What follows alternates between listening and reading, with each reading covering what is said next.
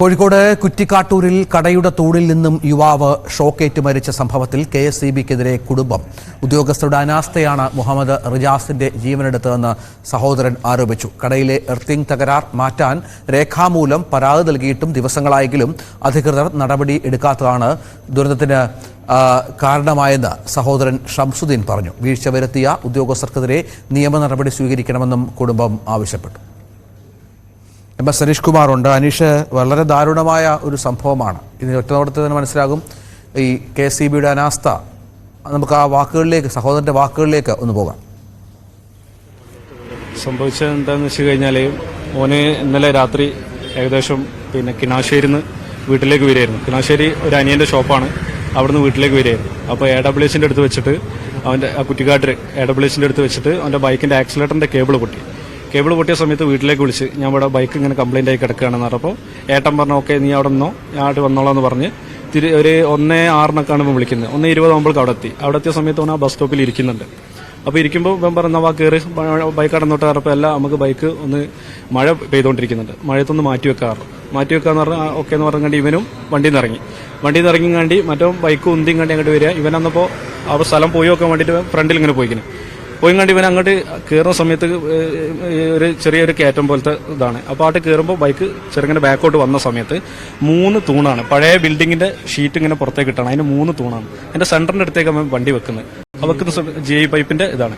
അപ്പോൾ അവിടെ കയറിയ സമയത്ത് ബാക്കോട്ട് വന്നപ്പോൾ പെട്ടെന്ന് ഈ കമ്പി പിടിക്കലും ഇവന് ഷോക്ക് അടിച്ച് മറ്റവനോട് എന്തോ പറയുക എന്തോ ഇതാക്കുന്ന മറ്റവൻ കണ്ടപ്പോൾ ഇവന്റെ അടുത്തേക്ക് വന്നപ്പോൾ മറ്റവനും അടിച്ചിരിക്കുന്നു. പക്ഷെ അവൻ ചവിട്ടിയ തള്ളി എന്തൊക്കെ ആയിട്ട് രണ്ടാളും തെറിച്ച് വീണ സമയത്ത് ഇവനെ തള്ളിയോന് ആകെ മസിലും കാര്യങ്ങളൊക്കെ കുഴഞ്ഞിങ്ങനെ നിൽക്കണം. ഇവൻ സൈലന്റ് ആയിട്ട് കിടക്കുകയാണ്.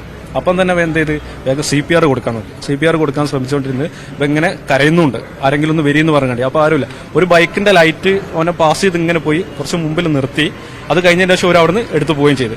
രണ്ടാമത് ഇവൻ CPR ഇങ്ങനെ കൊടുത്തുകൊണ്ടിരിക്കുമ്പോൾ ഒരു ബൈക്കിന്റെ ലൈറ്റ് കണ്ടപ്പോൾ നേരെ റോഡുമേലേക്ക് നിന്ന് അവനെ കൈ കാണിച്ച് നിർത്തിയ സമയത്ത് ഇവനെ അറിയുന്ന ഒരാൾ തന്നെയായിരുന്നു.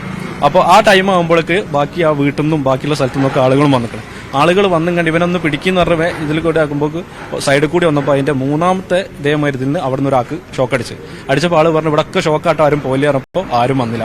അങ്ങനെ എന്റെ ഫ്രണ്ടിനോട് പറഞ്ഞാടാ ഈയെങ്കിലും ഒന്ന് പിടിച്ചും കണ്ടി വണ്ടിയിലേക്ക് വെക്കാൻ നിൽക്കുന്ന ഫ്രണ്ട് സൈഡിൽ കൂടി പോയി എടുത്ത് പൊക്കി അവിടെ നിന്ന് കൂടെ മാറിയപ്പോൾ പിന്നെ എല്ലാവരും വന്നും കണ്ടി കയറ്റി. ആ സമയത്ത് ഇവൻ പറയുന്നു ഡ്രൈവർ ഏട്ടൻ തന്നെയാണ്. മറ്റവനോട് പറയും ഈ CPR കൊടുത്തോണ്ടിരിക്കേണ്ടതാണ്. പക്ഷെ മെഡിക്കൽ കോളേജിൽ എത്തിയ സമയത്ത് ഇവർ പറഞ്ഞ് BP ഒന്നും ഇല്ലാന്നായിരുന്നു. അപ്പോൾ ഞങ്ങൾ ഇപ്പം അവിടുത്തെ നടപടികളൊക്കെ കഴിഞ്ഞും കണ്ടി ബോഡി ഇവിടെ മോർച്ചറിയിലേക്ക് ആക്കിയും കണ്ടി ഞങ്ങൾ ആ സ്ഥലം ജസ്റ്റ് ഇതാക്കാൻ വേണ്ടിയിട്ട് അങ്ങോട്ട് പോയ സമയത്ത് ആ ബിൽഡിങ്ങിന്റെ ഓണർ ഭയങ്കര ഇതായിട്ട് അവിടെ നിൽക്കുന്നുണ്ട്. അപ്പോൾ ഞങ്ങൾ അറിയുന്ന ആളാണ്. കണ്ട സമയത്ത് ഭയങ്കര പ്രയാസത്തോടെ ഇങ്ങനെ നിൽക്കുമ്പോൾ അയാളാണ് ഞങ്ങളോട് പറഞ്ഞത്, ഇവിടെ ഇങ്ങനെ എർത്തിന്റെ ഒരു പ്രശ്നമുണ്ട്. 17-ാം തീയതി 17-ന് മുന്നേ ഫോണിൽ കൂടി കംപ്ലൈന്റ് ചെയ്ത് സ്വീകരിച്ചില്ല.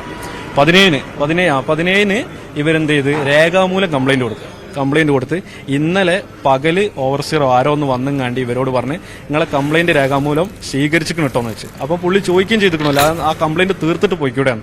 അല്ല അതിന് ആളെ വിടാന്നും പറഞ്ഞു അവര് പോയി.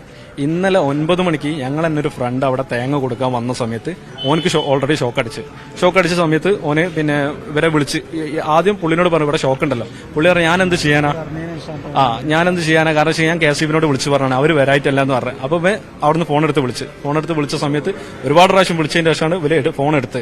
അത് കഴിഞ്ഞതിന് ശേഷം അവരോട് ഇങ്ങനെ വിവരം പറഞ്ഞപ്പോൾ ഓക്കെ അത് കംപ്ലൈന്റ് ഇവിടെ രജിസ്റ്റർ ആയതാണ്, ഞങ്ങൾ നോക്കിക്കോളാം എന്ന് പറഞ്ഞു പോയി. അത് കഴിഞ്ഞതിന്റെ 1 മണിക്ക് 1:30 ആയപ്പോഴാണ് ഞങ്ങൾക്ക് ഇത് സംഭവിക്കുന്നത്. അപ്പൊ ഇവര് എന്തെങ്കിലും വിവരത്തിൽ അറിഞ്ഞിട്ടുണ്ടാവും അവിടെ മരണം സംഭവിച്ചിരിക്കണേ. 2-2:30 മണിയാകുമ്പോഴേക്ക് ഇവര് വന്നും കണ്ടി ആ പിന്നെ സർവീസ് ലൈനും കാര്യങ്ങളൊക്കെ കട്ട് ചെയ്തിട്ടും കണ്ടി ഇവര് പോയിക്കുന്നത്.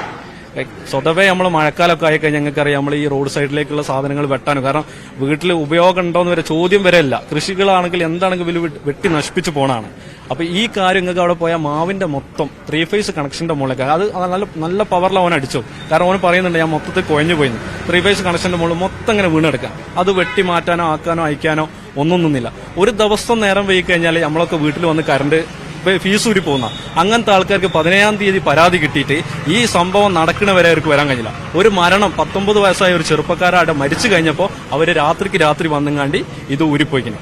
ആ വീട്ടുകാർക്കും ആ ചെറുപ്പക്കാർക്കാരെ പഠിക്കാൻ മിടുക്കനായ ചക്ക ഈ +2 നല്ല മാർക്കോട് കൂടിയിട്ട് ഏവിയേഷൻ കോഴ്സിന് പോകാൻ വേണ്ടിയിട്ട് ഇന്ന് സർട്ടിഫിക്കറ്റ് ഒക്കെ സബ്മിറ്റ് ചെയ്യാൻ വേണ്ടി നിൽക്കുന്ന ചെറുക്കൻ ഈ ചെറുപ്പക്കാരന്റെ മരണം വന്ന് അവർക്ക് അവിടെ വന്നും കണ്ടി ആ സർവീസ് ലൈനും കാര്യങ്ങളൊക്കെ ഊരാൻ ഇതാക്കിപ്പോകെ ഇത് KSEBിന്റെ എന്താ പറയാ ഒരു പിന്നെ എന്താ പറയാ വളരെ അനാസ്ഥമായിട്ട് തന്നെ കറക്റ്റ് ആ നാട്ടുകാർ അവിടെ ഒക്കെ പറയുന്നുണ്ട്. കാരണം അതിന്റെ തൊട്ടപ്പുറത്തൊരു കൂൾബാർ ഉണ്ട്. ആ കൂൾബാറിന്ന് ആള് പറഞ്ഞേ ഓർക്കും ഇതേമാതിരി എന്തോ ഒരു ആവശ്യത്തിന് അവിടേക്ക് വന്നപ്പോൾ ഷോക്ക് അടിച്ചിക്കണമെന്ന്.